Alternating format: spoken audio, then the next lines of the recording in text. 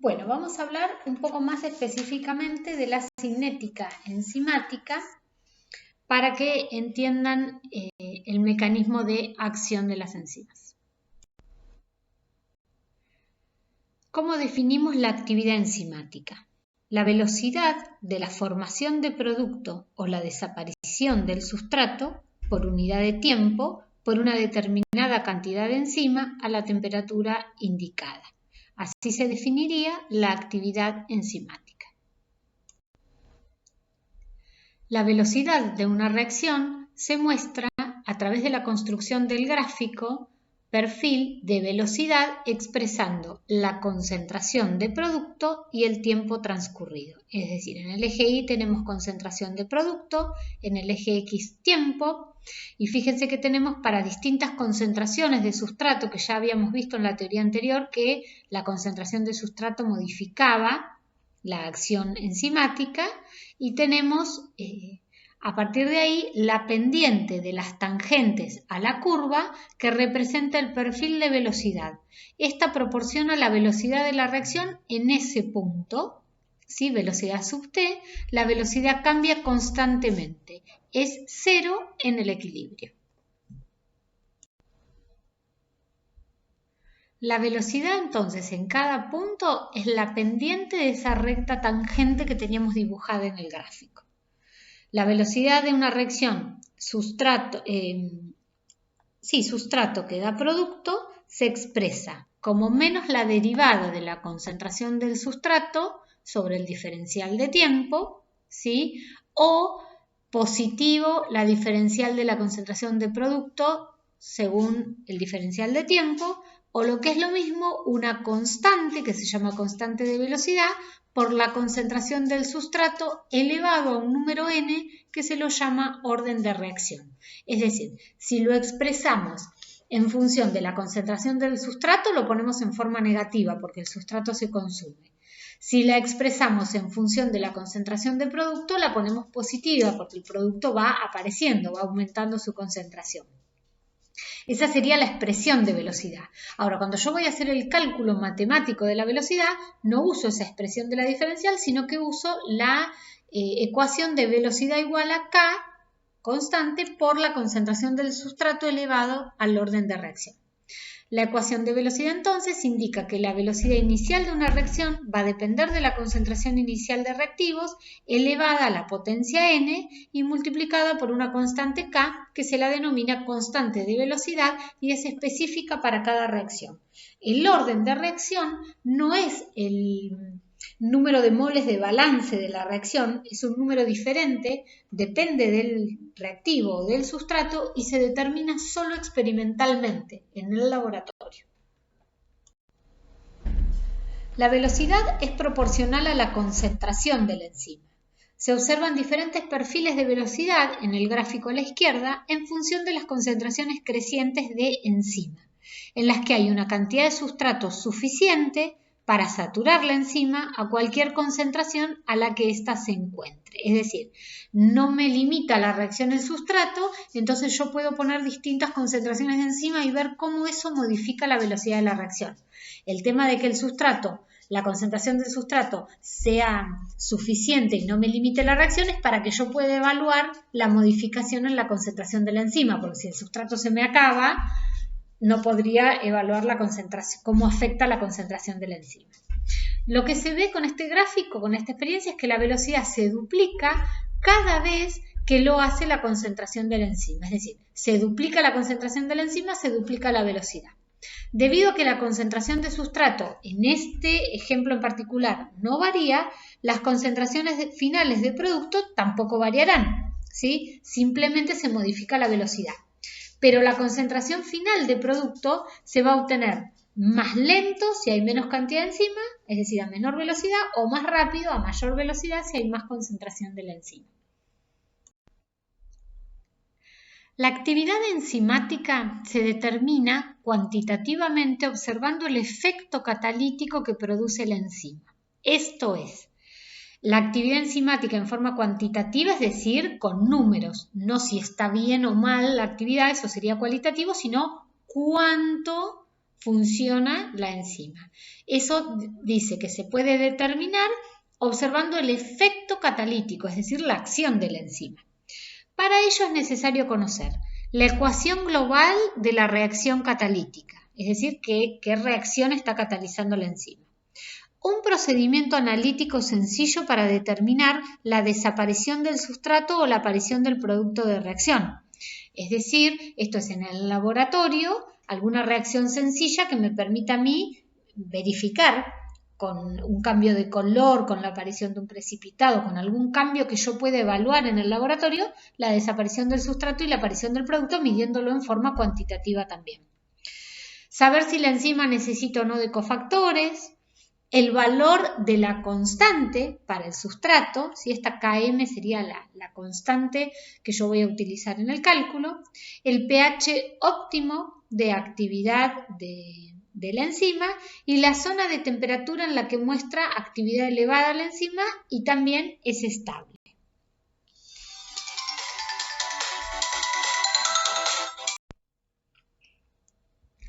La actividad enzimática se expresa en unidades de micromoles de sustrato convertidos en producto por minuto en determinadas condiciones de reacción. Determinar la cantidad de enzima y temperatura utilizada. En general se hace la determinación a 25 grados o a 37. La cantidad de sustrato va en micromoles porque como estamos hablando de reacciones biológicas son cantidades muy pequeñitas, ¿sí? Llamamos U a la unidad de actividad enzimática, en micromol dijimos de sustrato por minuto a 25 grados, sería la actividad que cataliza la conversión de un micromol de sustrato por minuto a 25 grados. Delta E sería la actividad específica, el número de unidades de enzima por miligramo de proteína en micromol minuto miligramo de proteína. Y lo que se sabe es que la actividad específica de una enzima aumenta si purificamos la enzima, ¿sí? La constante catalítica o número de recambio para una enzima determinada son las unidades de actividad enzimática por mol de enzima. El número de recambio estaría dado en micromol, minuto, mol de enzima. Permite esto una comparación directa de la capacidad catalítica relativa entre distintas enzimas. Por ejemplo, se sabe que la catalasa es 250 veces más activa que la amilasa. La Comisión de Enzimas recomienda usar catal como unidad, que sería mol segundo, la conversión de un mol de sustrato por segundo. Un catal es igual a 60 millones de unidades de las que habíamos visto unidad de actividad enzimática en micromol minuto 25 grados. La velocidad de una reacción catalizada por una enzima va a depender de la concentración de sustrato, esto ya lo vimos en las gráficas. Si la cantidad de enzima permanece constante, a medida que aumentaba la cantidad de sustrato, la velocidad aumenta hasta que la enzima libre se agota, llegando a saturarse por el sustrato. Cuando la concentración de la enzima permanece constante, la reacción alcanza un valor máximo en su velocidad inicial cuando todos los centros específicos del sustrato están saturados por la enzima.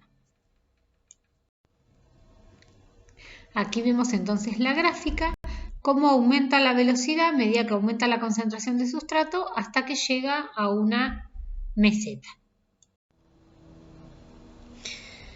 La velocidad de una reacción se expresa según la ley matemática de Michaelis-Menten, que utiliza la hipérbola característica de la curva de saturación de la enzima por el sustrato y se expresa matemáticamente por la ecuación que tienen en el recuadro rojo. Tendríamos la reacción enzima más sustrato forma el complejo enzima-sustrato. Fíjense que la constante de esa reacción se llama K1 y la de la reacción inversa K-1. Y del complejo enzima-sustrato pasamos a enzima más producto con una constante de reacción K2. La Km que sería la concentración de sustrato a la cual la velocidad de reacción es la mitad de su velocidad máxima, está dada por, es una constante, por la K-1 más la K2 sobre la K1. Y la ecuación de la velocidad, según Michaels-Menten, sería la velocidad máxima por la concentración de sustrato sobre la Km más la concentración de sustrato. Esta sería la ley matemática que se utiliza para expresar la velocidad de una reacción enzimática. En las reacciones enzimáticas en que participan más de un sustrato, cada uno de ellos posee su propio Km. La Km representa una medida inversa de la afinidad de la enzima por el sustrato. Cuanto mayor es el valor de Km, menor será la afinidad de la enzima por el sustrato. La forma lineal de la ecuación de Michaels-Menten se conoce como gráfica de los dobles recíprocos o de Lineweaver-Bark y se utiliza para el cálculo de los parámetros cinéticos Km y velocidad máxima. Los factores que modifican la velocidad de la reacción de una enzima, habíamos dicho concentración del sustrato, concentración de la enzima, temperatura. Bueno, esto ya lo vimos en el PowerPoint anterior, como en el gráfico de velocidad de reacción versus concentración de sustrato, a medida que aumentaba la concentración de sustrato, aumenta la velocidad hasta que llega a un valor de velocidad máxima, es decir, a una meseta en la curva y ya no aumentaría más. ¿Qué pasa con la concentración de la enzima y con la temperatura? Si yo aumento la temperatura, lo que aumento es la energía cinética. Entonces, tenemos algunas enzimas que son termoestables, es decir, estables a los cambios de temperatura. En esta gráfica vemos que por debajo de los 40 grados centígrados, lo que predomina es el aumento de la velocidad de la reacción con el aumento de la temperatura. Pero una vez que llegamos a 40 grados centígrados, por encima predomina la desnaturalización térmica de la proteína. Por lo tanto, ahí ya la velocidad de la reacción no va a seguir aumentando, es más, va a disminuir porque la enzima no está funcionando más. ¿Y cuál es el efecto del pH sobre la actividad enzimática? Vemos que a pHs extremos la proteína se desnaturaliza, por lo tanto la actividad biológica también decae. Ahí tenemos en gráficos el ejemplo de la pepsina y de la glucosa 6-fosfatasa. ¿Sí? A medida que aumenta el pH, en la glucosa 6-fosfatasa va aumentando la actividad hasta el pH fisiológico y luego decae. Mientras que para la pepsina, fíjense que su máxima actividad está a pHs bien ácidos y decae a medida que aumenta el pH hasta que llega a 6, porque la pepsina es una enzima digestiva, ¿sí? Que actúa en el medio ácido estomacal, con ácido clorhídrico, así que imagínense que el pH ahí es de 1 o 2, por eso tiene esa acción con el pH. También puede haber presencia de inhibidores, que son compuestos que pueden inhibir de forma específica la actividad catalítica de la enzima y su resultado puede ser reversible, es decir, que se puede volver a la actividad enzimática, o irreversible. Los inhibidores irreversibles son aquellos que se van a unir a la enzima a través de un enlace covalente. Como el enlace covalente es un enlace químico más fuerte, se une el inhibidor a la enzima y no se puede escindir ese enlace fácilmente. Entonces la enzima queda sin actividad. Mientras que los inhibidores reversibles se unen a la enzima sí, a través de interacciones no covalentes. Son, por ejemplo, competitivos o no competitivos. ¿Cómo sería un ejemplo de inhibición competitiva? Fíjense, la enzima la tengo con el sustrato, forma el complejo enzima-sustrato y luego se forma el producto y se libera la enzima. ¿Qué pasa si tengo la enzima que se une al inhibidor y se forma el complejo enzima-inhibidor? Va a haber una competencia entre el inhibidor y el sustrato, es decir, o va a ocurrir la formación del complejo enzima-sustrato o va a ocurrir la formación del complejo enzima-inhibidor. El inhibidor y el sustrato compiten por el mismo centro activo de la enzima, porque hay una similitud estructural entre el inhibidor y el sustrato. Al aumentar la concentración de sustrato, se va a desplazar al inhibidor y Si lo que aumenta es la concentración del inhibidor, se desplaza al sustrato. Acá vemos gráficamente que en la inhibición competitiva la velocidad máxima permanece constante, es decir, la gráfica que yo tenía velocidad versus concentración de reactivo es igual, ¿sí? Aumenta la concentración de reactivo, aumenta la velocidad hasta que llega a una velocidad máxima a una meseta y permanece constante. Mientras que el valor de Km, si tenemos una gráfica de 1 sobre velocidad versus 1 sobre sustrato, vemos que el valor de Km en la inhibición competitiva aumenta. Un ejemplo de inhibición competitiva es la conversión de succinato en fumarato por la succinato deshidrogenasa. El malonato actúa aquí como inhibidor. Si está el malonato, se va a unir a la succinato deshidrogenasa y no va a haber reacción. Y en el caso de la inhibición no competitiva, el inhibidor se une en un sitio diferente del sitio activo de la enzima por el sustrato, de manera que se puede unir a la enzima o al complejo enzima-sustrato incluso, pero en ninguno de los casos obtenemos producto, ¿sí? Es decir, el inhibidor se une a la enzima solita o se une al complejo enzima-sustrato y inhibe la reacción. No se puede revertir por agregado de más sustrato como era el caso del competitivo, que si yo aumentaba la concentración de sustrato, desplazaba al inhibidor. Acá vemos gráficamente que si el inhibidor es no competitivo, disminuye la velocidad máxima de la reacción cuando está presente el inhibidor y la Km permanece constante.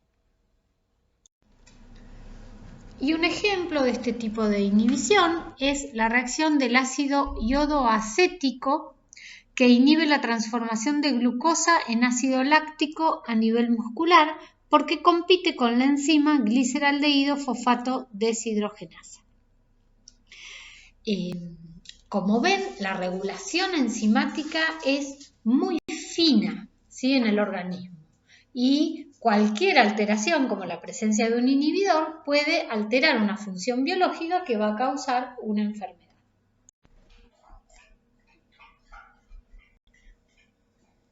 Vemos acá un ejemplo de un inhibidor irreversible. Es una enzima que tiene como grupo funcional el grupo sulfidrilo, SH, que cuando se le une el inhibidor, que es paracloromercuribenzoato, el grupo sulfidrilo se une al mercurio, entonces pierde su actividad enzimática. Y esta reacción es irreversible. Como vemos, la regulación de las enzimas es muy fina en el organismo y hay muchos factores como la presencia de inhibidores que pueden alterar la función de la enzima reversible o irreversiblemente, ocasionando una enfermedad. También existen los que llamamos inhibidores suicidas, que son fármacos con fines inhibidores, compuestos utilizados en la quimioterapia anticancerosa, que tienen otros que tienen efecto tóxico, como el cianuro, que es un veneno, ¿sí?, que actúan sobre enzimas. Por eso los vemos en este tema. Algunos fármacos, por ejemplo, se pueden utilizar con fines terapéuticos para inhibir una enzima, que tiene una actividad exagerada, más fuerte que la actividad normal, y eso es lo que provoca una enfermedad. Entonces se da un fármaco con un fin inhibidor. La regulación de la actividad de la enzima puede ser a través de la regulación de la concentración de la enzima, por regular la síntesis o la degradación de la misma, o bien modular la actividad enzimática, lo que llamamos regulación alostérica.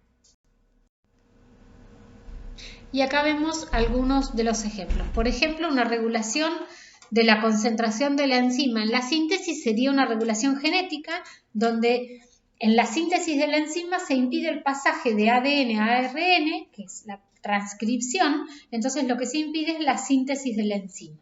Directamente no se sintetiza la enzima.